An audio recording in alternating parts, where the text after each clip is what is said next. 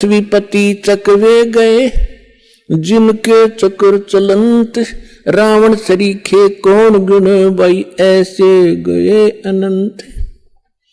सर्व सोने की लंका थी वो रावण से रणधीरम, एक पलक में राज विराजी जम के पड़े जंजीरम।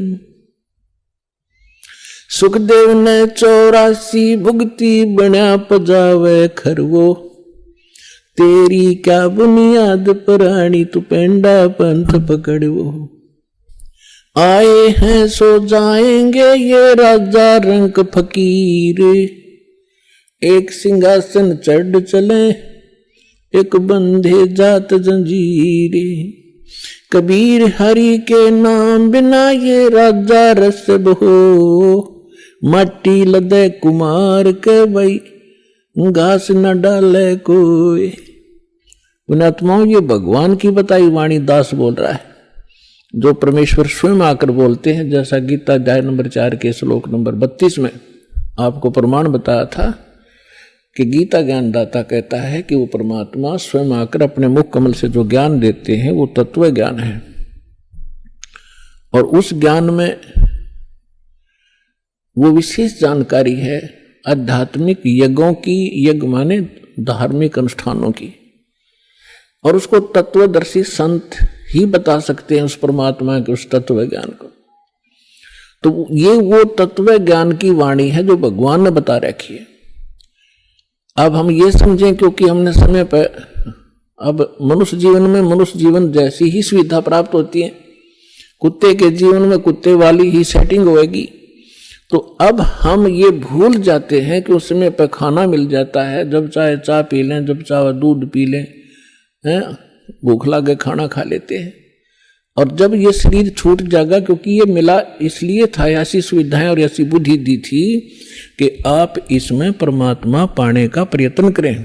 और यदि परमात्मा नहीं प्राप्त करते हैं, भक्ति ना करके और बकवादों में जीवन व्यर्थ कर जाते हैं, तो फिर परमात्मा बताते हैं कि राजा भी जब गधा बनेगा तो आम जीव की अब क्या बुनियाद है, क्या औकात है, सहज में समझ आ जाना चाहिए।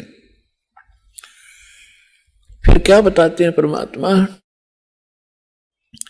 कबीर हरि के नाम बिना ये नार कूतिया हो, गली गली भौंकत फिरे भाई टोक न डाले कोई। परमात्मा की भक्ति के बिना राजा की रानी भी कहते हैं कुतिया की योनि प्राप्त करती है। फिर बताते हैं नक बेसर नक पै बनी ये पैर थी हार हमेल, कबीर बीबी पड़दे रहे थी डोडी लगे थी बार, गात उगाड़े फिरती हैं वो बन कुतिया बाजार। वो पर्दे की सुंदरी सुनो संदेशा मोर, गात उगाड़े फिरती हैं वो करें सरायों शोर। नक बेसर नक पै बनी पैर थी हार हमेल, अब सुंदरी से कुतिया बनी भाई सुन साहेब के खेल।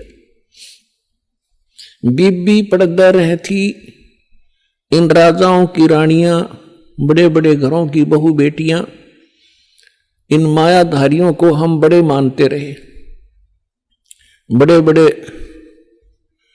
घरों की बहू बेटियां पर्दों में रहा करती थी, राजा की रानियों पर्दों में रहा करती थी, आगे उनके चौकियां लगा करती थी, कोई भी गैर व्यक्ति वहां फटक ना जा, और उसमें वो अपनी इज्जत माना करते थे। अब परमात्मा कहते हैं बीबी पर्दा रह थी और डोढ़ी लगे थी बार, बार माने गेट का आगे चौकी पहरेदार खड़े रहा करते थे, और गात उगाड़े फिरती हैं वो बनकुतिया बाजार। वो पर्दे की सुंदरी और सुनो संदेशा मोर, अब गात उगाड़े फिरती हैं वो करे सरायों शोर। नक बेसर नक पे बनी वो पैर थी हार हमेल, और सुंदरी से कुतिया बनी, कैसा स्वरूप बिगड़ गया, और सुन साहेब के खेत। अपने आत्मा ये बातें कोई कहने और सुनने तक सीमित नहीं रखनी है, इनको अपने हृदय में जचाना है और इस पे बहुत विवेचन करना है। परमात्मा ने ये शब्द क्यों कहे? विचारणीय विषय है कि जो बड़े घरों की बेटियां बहुएं, उनको घर से बाहर जाना अलाउड नहीं था, उनकी इज्जत का नाश हुआ था, और जिस कारण से वो सत्संग और संत के विचारों से वंचित रही।